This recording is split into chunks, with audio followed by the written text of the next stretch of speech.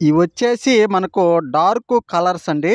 మనకేంటంటే కొంచెం డార్క్‌లో కావాలనుకుంటే కలర్స్ అనేటివి ఈ విధంగా ఉంటాయి. ఫస్టు ఈ చెమ్మ మీద వేసేటప్పుడు మరీ ఎక్కువ డార్క్ అనిపిస్తుందనమాట. మనకేంటంటే మనకి వేసిన తర్వాత బాగా కలర్ అనేది బాగా పూర్తిగా డ్రై అయిపోతే, బాగా ఆరిపోతే మనకేంటంటే ఇంత డార్క్ అనేది ఉండదనమాట. ఇప్పుడేంటంటే ఫస్ట్ కోటింగు కలర్ అనేది గోడకి వేస్తున్నామనమాట. ఇక్కడ మీరు జూసుకోవచ్చు. ఇదొచ్చేసి హాల్ అనమాట. ప్రైమర్ మొత్తం ఏసేసాం సీలింగ్‌లకి మొత్తం గూడా. ఇంకా కలర్ అయితే వేయాల్సి ఉంటుంది. మనకు ఆరిన తర్వాత ఈ విధంగా లైట్ కలర్ వచ్చేస్తుందన్నమాట.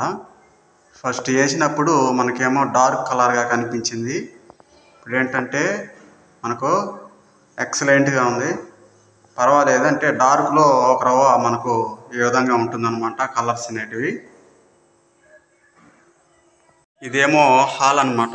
మొత్తం కూడా ఈ కలర్ వేసాము హాల్లో, మీరు చూసుకోవచ్చు. ఇది మనకు ఫస్ట్ కోటింగ్ మాత్రమే. రెండో కోటింగు వేయాల్సి ఉంటుంది.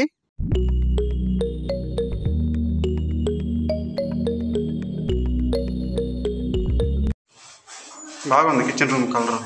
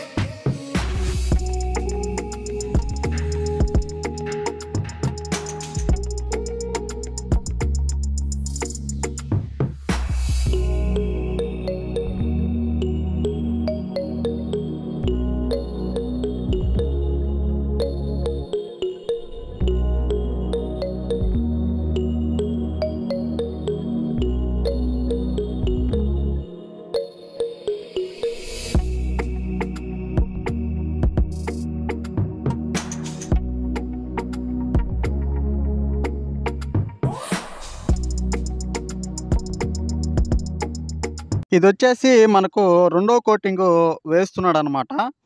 ఏ కలర్ అయినా సరే మనకు 2 కోటింగ్‌లు వేసుకుంటే కవర్ అవుతుందనమాట. కలర్ మీద కలర్ అయితే 2 కోటింగ్‌లు వేయాల్సి ఉంటుంది.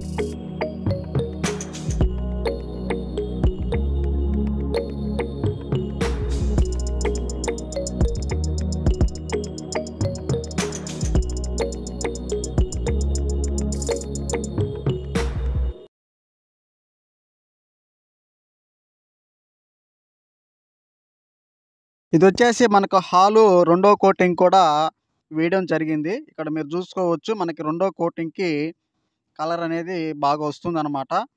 అక్కడ మనం చూసుకుంటే మనకి కలర్ అనేది ఎక్సలెంట్‌గా ఉంటుంది. ఇక్కడ మన కిచెన్ రూమ్ కూడా చూసుకున్నట్లయితే కిచెన్ రూమ్‌కి కూడా రెండో కోటింగ్ అనేది కంప్లీట్ అయిపోయింది. ఇక్కడ మీరు చూసుకోవచ్చు. మొత్తం బార్డర్‌లు కూడా కట్టేసాము నీట్‌గా. ఇది కిచెన్ రూమ్ అనమాట. ఈ విధంగా మనకు డార్క్ కలర్‌లో 2 కోటింగులు వేసుకోవాల్సి ఉంటుంది.